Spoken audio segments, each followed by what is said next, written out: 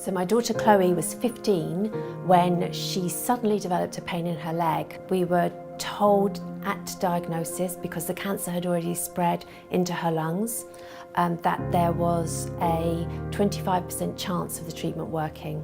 It was using drugs that were 30 to 40 years old. These were hard, heavy chemotherapy drugs. We'd run out of all options. There was one new drug on the table. When we went to apply to get onto the trial, we were told there was a lower age range of 18. Chloe was 17 3/4.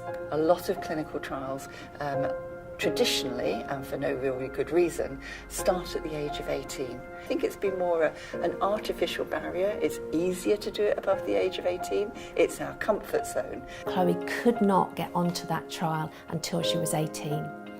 Well, when she was 18, she got on the trial and she died 2 weeks later. There's no biological or safety reason why we can't take that age group down to 12 to open up clinical trials in diseases where it's relevant and where it's safe to the younger adolescents, so they will have access to these trials. The drug development process for pediatric cancer is a very complex issue. There are many different types of cancer and very few patients in each type of cancer, which makes it challenging to have a sample of patients. You hear this on the news all the time, blockbuster drugs. It seems like tomorrow cancer is just going to be a chronic disease.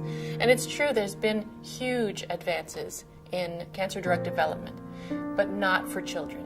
Most people don't know that. Most people assume that children would be a priority. They're not.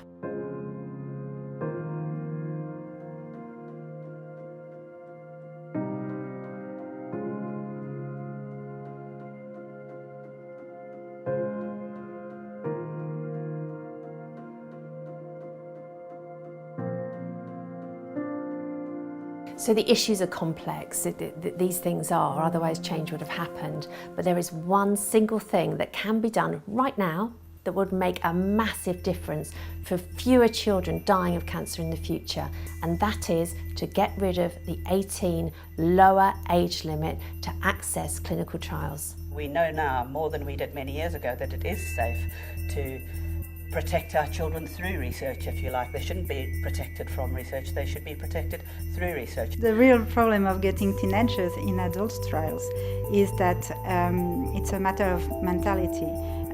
Pediatric oncology has developed in its own, adult oncology in its own, and working together is something we are not used to do.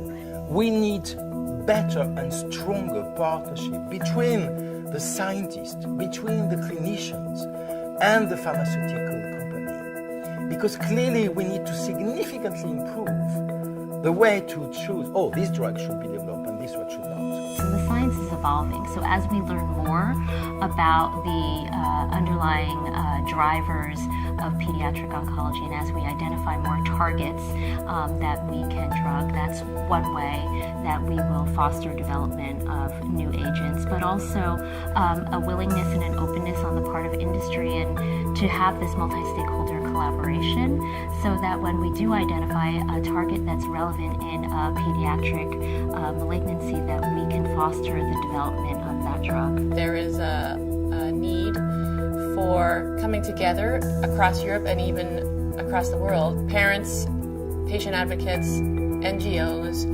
we all have been working somewhat separately, and we need to come together and push for better and gentler treatments for children with cancer.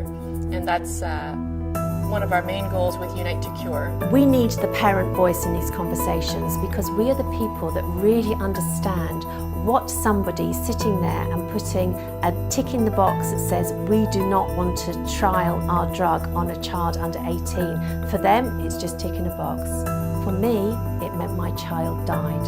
It would be my hope that age limits wouldn't be the barrier in the future, that we don't look at whether a trial is relevant above 18, below 18. It's about the biology of the drug and the needs of the patient, and that's where the future of clinical trials needs to be.